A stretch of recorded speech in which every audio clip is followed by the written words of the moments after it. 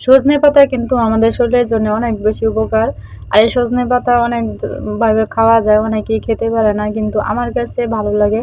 আর আমি এভাবেই বেশিরভাগ এভাবেই বড়া বানিয়ে খাই। আর এত বেশি ভালো লাগে এই বড়াটা আমার কাছে, অনায়াসে ২-৩ প্লেট ভাত খাওয়া যায় একদম খুব সহজে। আর এত বেশি টেস্ট হয় এই বড়াটা, আমার কাছে খুবই ভালো লাগে এই বড়াটা।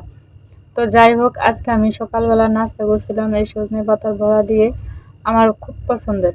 তো আমি সপ্তাহে অন্তত মনে করেন ২-১ দিন আমি খাই এই সজনে পাতা খাই, কারণ শরীর ব্যথা থাকে না।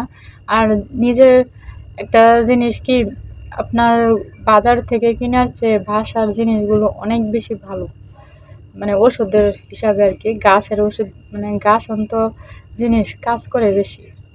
গাছের পাতা মনে করেন যাই হোক না কেন, এগুলো কাজ করে বেশি ওষুধের থেকে। তো এখানে আমি সুন্দর করে চিকন করে ডাঁটাগুলো ফেলে দিয়ে চিকন করে সুন্দর করে পলে নিতেছি। আর চিকন করে পড়লে কিন্তু এটা সুন্দর হয়, আর খেতেও ভালো লাগে দেখতো, যেহেতু সজনে পাতা, তাই না? আর আমার পাতাগুলো একদম কচি ছিল, গাছের আগা থেকে আমার ডালটা আর কি ভাঙা হয়েছে, এজন্য অনেক সুন্দর ছিল। তো বাড়তি হলেও সমস্যা নাই, কিন্তু কচিটা আর কি ভালো লাগে বেশি।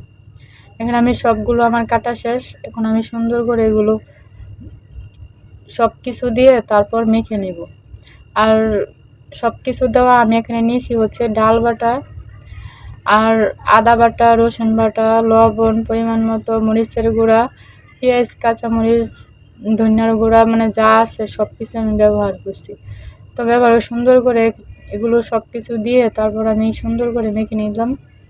তো সুন্দর হয়েছে, দেখতেই পারতেছেন। তো এখন আমি বড়াগুলো সুন্দর করে ভাজে ভাজে দিয়ে দিব আর কি। তো আমি সবগুলো বড়া একটা একটা করে দিয়ে দিতেছি।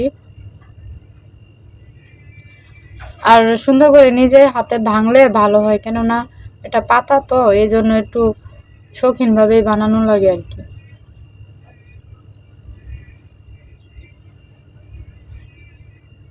দেখেন আমি আস্তে আস্তে সবগুলো উল্টায় দিতেছি। আর অবশ্যই কিন্তু যেহেতু পাতার বড়া, এই জন্য উল্টায় পাল্টায় সুন্দর করে মানে ভাজতে হয়, তা না হলে মানে ভাজাটা সুন্দরভাবে হয় না। একটা জিনিস যদি ভাজা ভালোভাবে না হয় তাহলে কিন্তু ওটা খেতে ভালো লাগে না।